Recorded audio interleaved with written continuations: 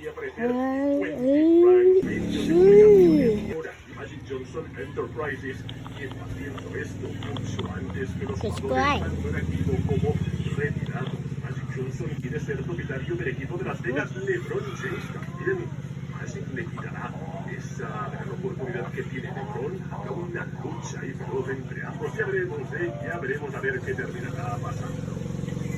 Atlanta Voz en mayúsculas, impresionante, una de las revoluciones de la NBA. Ahora mismo el equipo que está más on fire, uno de los equipos que está generando más temor entre muchos rivales. 9 victorias seguidas, la racha más larga en activo de la NBA ahora mismo, aunque eso sí, no fue contra equipos superpotentes, pero igualmente bien. Atlanta está contento, ya por ejemplo, en su perfil se han cambiado el nombre y han puesto 9W en vez de una para hacer referencia a esas 9 victorias consecutivas. Y hoy la lista 122-99 contra unos Bucks que están mal, están muy mal, 8 derrotas.